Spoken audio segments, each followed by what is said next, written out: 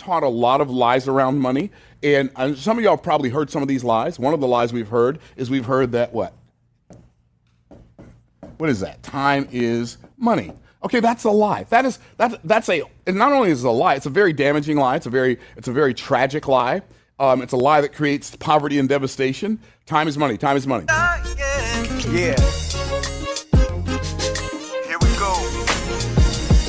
You see, I got where I am because someone reached out a hand. Help me to stand, be an independent man. Because I'm standing on the shoulders of a giant. The shoulders of a giant, y'all. I'm thankful. Morning. Hey, YouTube. Myron Golden here, and today I'm going to be talking about how to get rich part 2.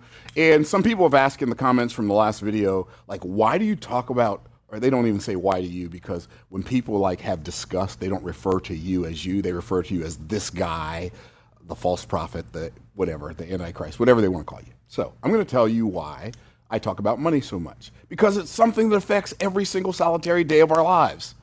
It's the thing that most people spend most of their time doing, figuring out how to get money. And I think the problem that people have with me talking about getting rich is the fact that they've not even defined for themselves what rich is, because compared to most of the people in the world, see, I talk about getting rich because I use the term rich. And the reason I use the term rich is because the Bible uses the term rich. And so I don't have a problem with it. I don't have a problem with the term rich. I don't have a problem with the term wealthy. I don't have a problem with the term abundant. I don't have a problem with the term prosperity or prosperous. I don't have a problem with any of those. They're all in the Bible. And if you got a problem with him, like, take it up with God, right? Don't take it up with me. But the reason I talk about these things is because they are important. People say, well, but Jesus was poor. Okay, I understand that you think Jesus was poor, but just because you think that doesn't mean it was true. The fact, I asked somebody that question in the comments, and I said, if Jesus was poor, why do you need a treasurer? And they said he needed a treasurer to distribute money to the poor. Where'd they get the money to distribute to the poor? Like, let's think all the way through our stuff. The reason I talk to people about money is because it's one of the most important things in their lives. It's one of the most important things in our lives. It's one of the most important things in life. And if you don't have any, you feel like you can't breathe. So it's right up there with oxygen, right? It's not as important as oxygen, but it feels like it is sometimes, right? And so I talk about getting rich because getting rich is what people know they are looking for. And this, I believe if Jesus were here today, I can't prove this, but I can believe it. I believe if Jesus were here today, that he would talk to people about things that mattered to them. Why? Because that's what he did in the Bible. If people were hungry, he fed them, right? If they were thirsty, he gave them something to drink, right? If they were sick, he healed them. Jesus always ministered to the needs that people knew they had before he ministered to the need that he knew they had. And so that's where some of you are stuck. You've been so steeped into religion from your churches, and you get all your doctrine from the pastor. You don't study the Bible for yourself. Now, you may disagree with some conclusion I've come to, but if you're going to disagree, here's what I'm going to ask you to do. If you're going to disagree with something I teach from the Bible, like, study the Bible for yourself. Don't get all your doctrine from the pastor. Because there are a lot of pastors that don't study. And I'm telling you, if I'm teaching something, you can take it to the bank. I've studied it. So anyway, so that's why I talk about money, because it's important, right? And it doesn't bother me. And the reason I'm being so intense about it is because I don't want the few people who have a problem with the stuff I share to negatively affect or impact the people who came for exactly what I'm teaching, right? There is a reason. And I am not fishing for video views and likes and comments, but the reality is there's a reason there's a reason we're getting 1.4 million views a month on this channel. And it's not because I'm whatever. I'm not even theatrical. I'm a little theatrical, so I guess I am. So anyway, so that's why I teach about money, and I'm going to keep teaching about money. I'm going to keep teaching about the Bible, and I don't think those subjects are diametrically opposed. In fact, the Bible talks a lot about money, and it talks a lot about business. And if you haven't seen it, maybe it's because you've been reading the Bible through your religious lenses, and you put your religious lenses on, and all you see when you read the Bible is religion. But the reality is, the Bible is not a book about religion. And I know I'm really going to get some flack over that one. It contains religion, but it's not about religion. More on that from another video. Okay, so there. Now I got that out of my system.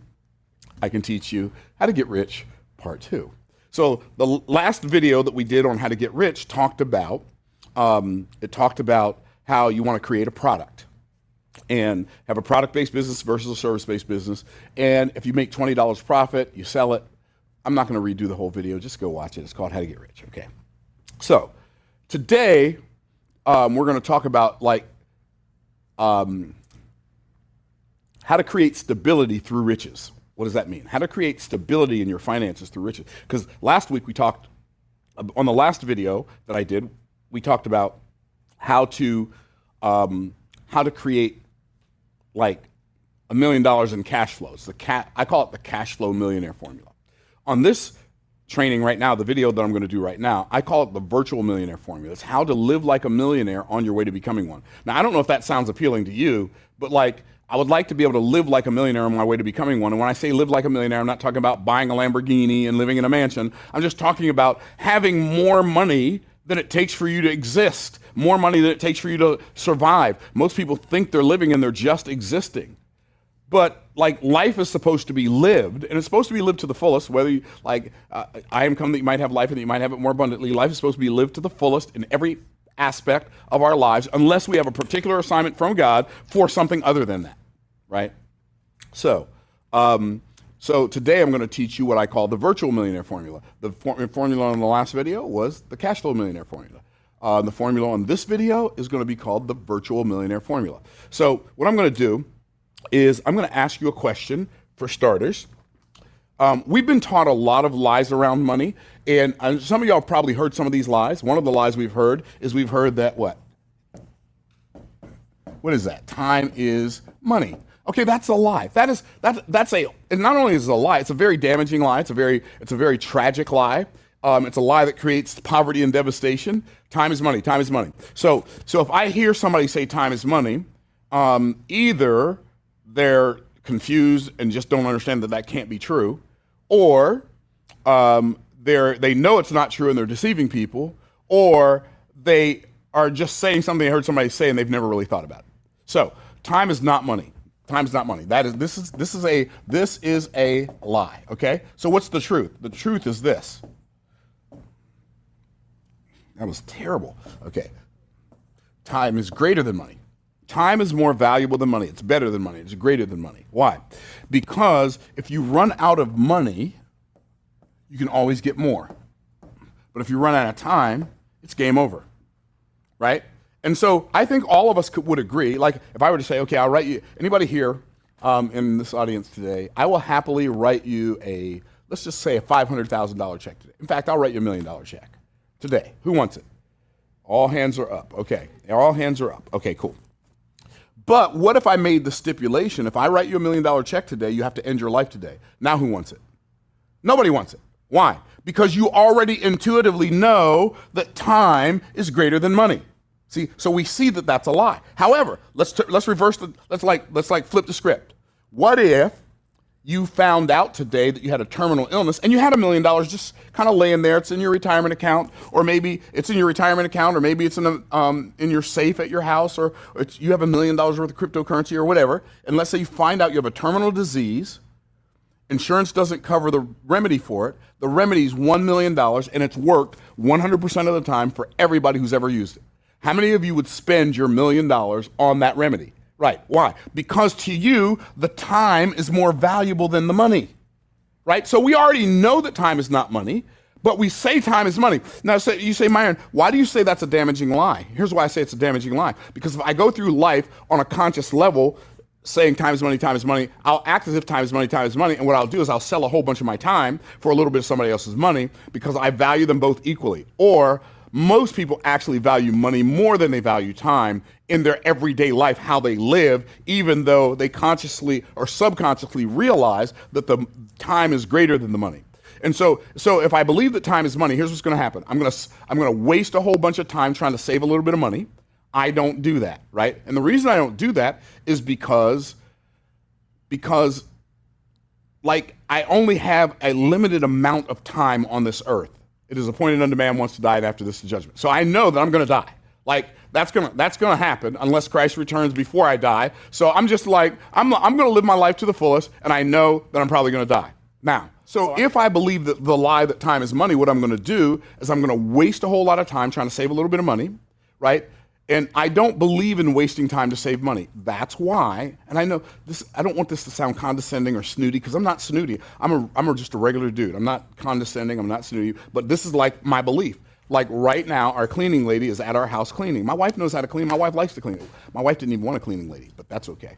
I wanted a cleaning lady because I wanted to be able to spend more time with my wife instead of her cleaning the house when I'm at home. So it just made sense to me, right? So that's why I pay a company to cut my grass. Why? Why? Because I'd rather pay them. They can cut the grass better and more efficiently, and it doesn't waste my time.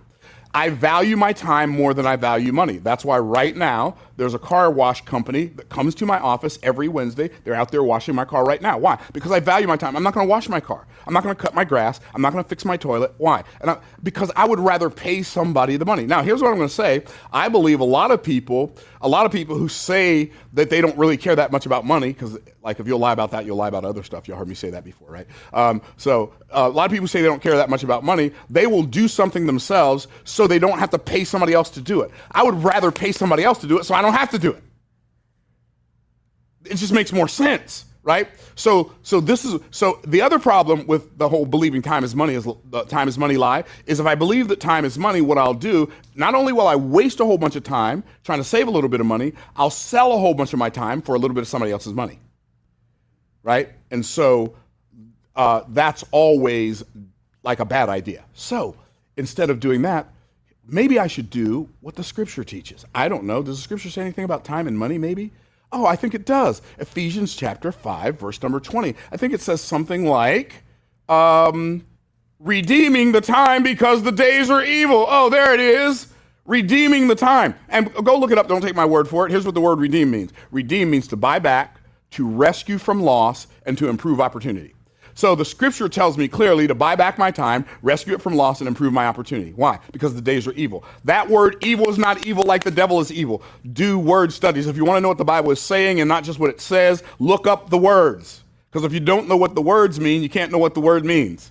Right? Okay. So the word evil is difficult in nature. So what the scripture is telling us to do is to buy back our time, rescue it from loss, and improve opportunity because life is hard. So if I'm selling my time, not only am I not doing what the Bible says, I'm doing the exact opposite and wondering why I can't get ahead.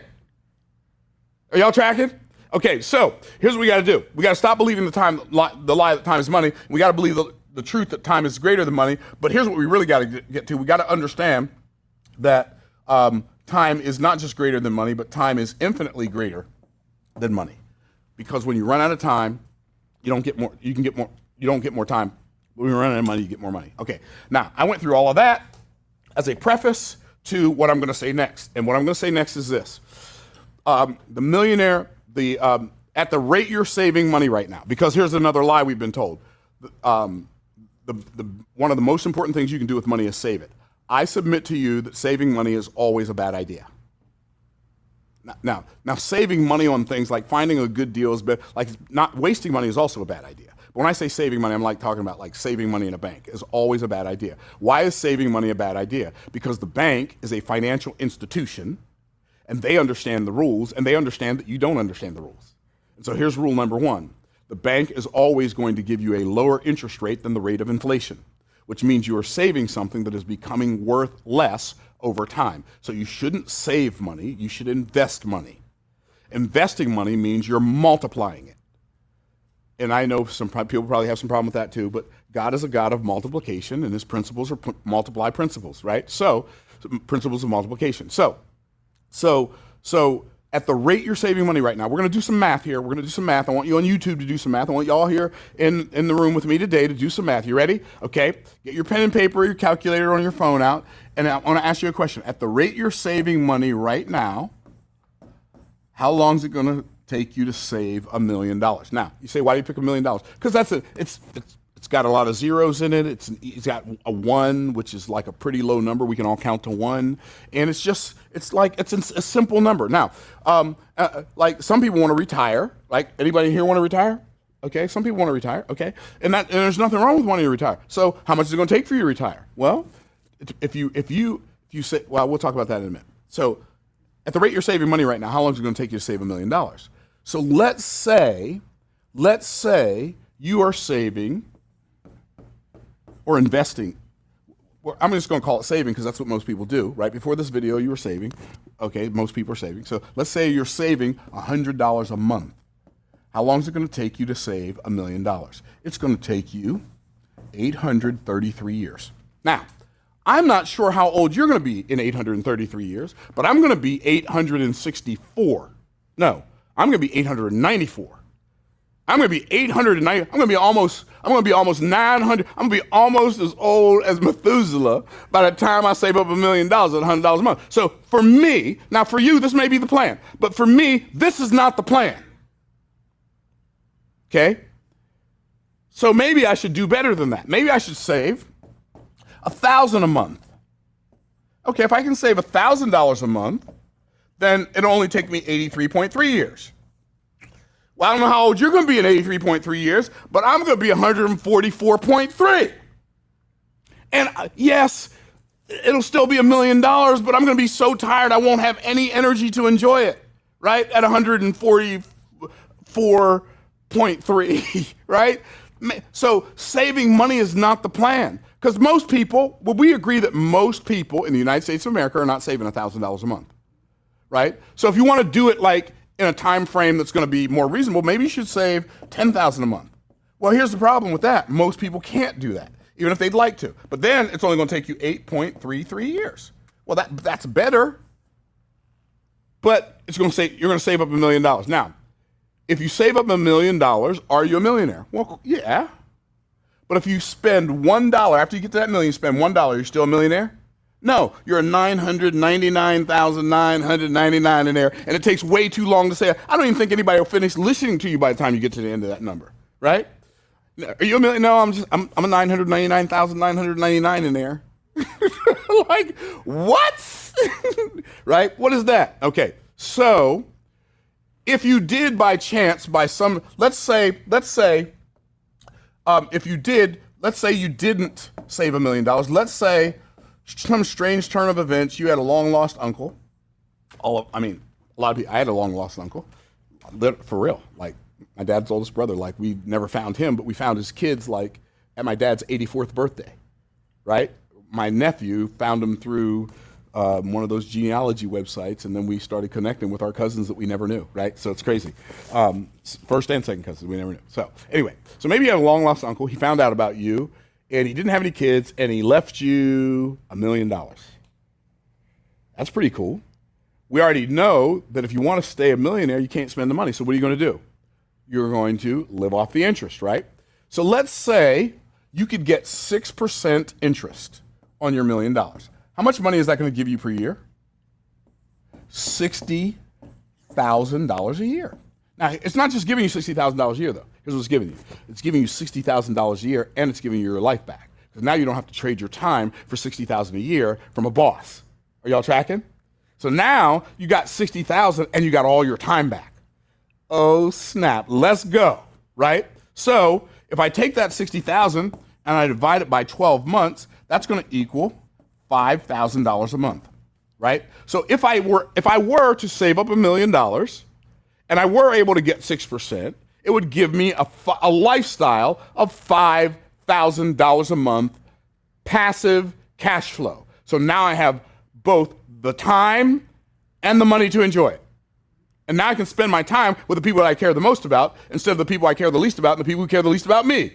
Can I get a witness? Where are my people, right? So $1 million, like to me, if you just got $1 million, like going and buying your dream car is probably not the best idea unless you're going to buy your dream car on time and you're going to let this 6% pay off the note of that dream car, right? Are y'all tracking? So you say, Myron, why did you go jump through all those hoops? Because I love elementary school math. In fact, I love elementary school, just about everything. In fact, I did well almost the whole way through elementary school. I did great all the way through the third grade. And the fourth, fifth, and sixth, not so much. Okay, but I made it halfway through with A's and B's, and the rest of it, yeah. Okay, so So why did I go through this? Because I learned I learned a math principle in elementary school that's mind-blowing. Are y'all ready? Here it is. When two things are equal to the same thing, they're also equal to each other. Oh man, I got a good feeling when I said that. Did y'all feel that? Did y'all feel that? Two things that are equal to the same thing are also equal to each other. They have to be, right? Two things that are equal to the same thing are also equal to each other. This is so good. You say, why is that so good? Because if having $1 million invested at 6% produces for me $5,000 a month passive cash flow, that means anything that I create that produces for me $5,000 a month passive cash flow is equal to having $1 million invested at 6%. Oh, snap. I just changed my own life again. I hope somebody else comes along with me for that ride. Okay, so now, instead of me working first, and I call this the virtual millionaire formula for a reason, because you get to live like a millionaire on your way to becoming one. And this was the first millionaire formula that I cracked many, many years ago. I got myself to $5,000 a month passive cash flow. And I've got good news for everybody in this room today. I've got good news for everybody watching on YouTube today. In fact, not even good news, great news. And that is $5,000 a month passive cash flow is pretty simple to get to. Now, it's not necessarily easy. For some people, it'll be easy. For some people, it'll be hard, depending on where you are on the scale of influence. It's but $5,000 a month passive cash flow, if you're not there yet, I would recommend on your millionaire journey, I would recommend that you start with the virtual millionaire formula. That would be my recommendation. Like if you haven't done anything yet, okay? So now the question becomes, how do I get to $5,000 a month passive cash flow? Right? That's a good question. Okay, so here's the answer. You want to create what's known as a continuity program. What is a continuity program? What does that even mean? So a continuity program is something that you buy once, but pay for monthly. For instance, your cell phone minutes, like your cell phone data plan and your cell phone unlimited plan, it's really limited. It's only unlimited until you go past the limit they want you to go past, and then they dial you back. That cell phone plan, okay, that is a continuity program. Netflix is a continuity program. Amazon Prime Videos, continuity program. Apple Music is a continuity program. Are y'all tracking? Membership sites, though, like Netflix is a membership site. But so then the question becomes, what kind of continuity program can we create? Because I'm not going to start Netflix. I got here too late for that, right? Netflix has already started. I don't own a cell phone company, so it won't be that one either. I can't sell people electricity, so that's not a continuity program for me. See, what's really interesting, I just thought of this. I never even said this before. Never thought of it before, just now. One of the reasons people struggle is because they pay out money on continuity payments every month, but they don't get paid on continuity payments every month. You have bills on autopilot, but you don't have money on autopilot. Now, to me, it just makes sense. If you have bills on autopilot, might as well put some cash flow on autopilot, right?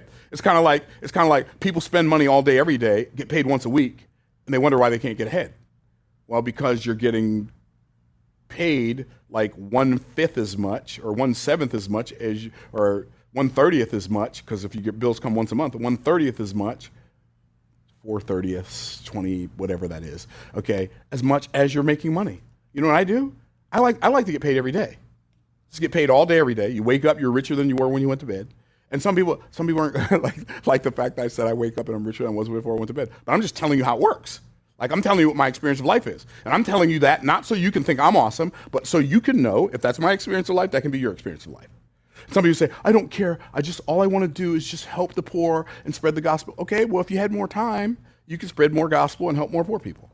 If you had more money. I'm just saying. So let's wrap our minds around the concept. And so now the question becomes how? Like, what can I do to create a continuity program? Well, you could start with, I started with a membership site, a membership website where people pay you a monthly fee every month for access to your content. That's called a membership site. Okay?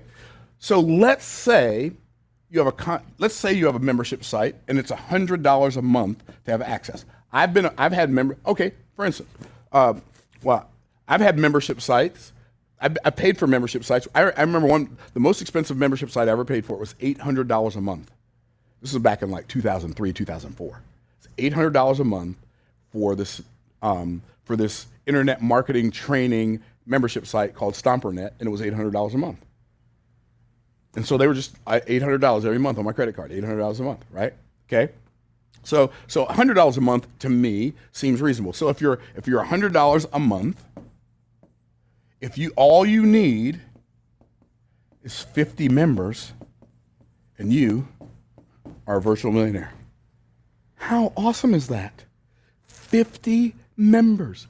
50. I've got a friend. He's got a membership site. He charges $80 a month. He's got 7,000 members. How much is that? A lot. It's $560,000 a month. $560,000 a month. Right, exactly. That is a wow, right? And it's even a backwards wow, like wow. Right? It's upside down. Mom wow, right? This is real, y'all. This is how people create wealth passively. So, or a membership site is not the only one. That's just one. That's one of the three that I'm going to talk about. Okay? You could also do what's known as a newsletter. What's a newsletter? A newsletter is a letter that you pay for every month. You might pay $30 a month. You might pay $50 a month. You might pay $100 a month. You might pay $100 a year. Like you can have an annual newsletter. You can have a monthly newsletter. You can have a weekly newsletter. And so when you have a newsletter, that newsletter is something that you pay for. So number one is a membership site. Number two is a newsletter. Let's just say your newsletter is $25 a month for your newsletter, right? $25 a month for your newsletter. All you need is 200 members. Congratulations, you're a virtual millionaire. Is this exciting, or am I imagining that this is exciting? Okay, like this is game changer for this. By the way, this is not theory. This is not theory. This is what I do. I do this. Okay, so I don't have a newsletter, but I do have a membership site. Okay, so let's go to the next one. What's the next one? This is my favorite continuity program. It's called. This is number 3. It's called Be the Bank. What does that mean? That means you sell stuff to people on payment plans. Oh, hallelujah. I just got to chill. Okay? Say, what do you mean? Be the bank. The bank loans money to people all the time, and then you make payments. That's what you do with your cars. That's what you do with your house. Well, what? Well, if it works for the bank, why don't you do it? Right? So wrap your mind around this. So let's say, I'm going to give you an example of somebody that I know that has a program that's somewhat similar to this. So let's say you have a program that you sell, a coaching program that you sell for $55,000. Let's say, okay, that somebody does that. Okay, and let's say they make people pay they put down $28,500 up front, and then they pay $510 a week to pay off the balance of the $55,000. They pay $510 a week for a year. Well, you get enough people doing this, then you get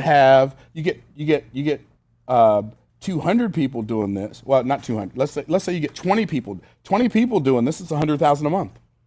40 people doing this, it's $200,000 a month. It's $220,000. Like if you do this times 40, it's $220,000 a month before you get out of bed. How many of you realize that if you have a fat hog, you quit smoking, and you have a big garden, you can live off of $220,000 a month, right? That was supposed to be a joke, but I guess y'all didn't get it. Okay, I don't even eat pork, and I don't smoke. I also don't garden, but that's $220,000 a month. This is something anybody can do.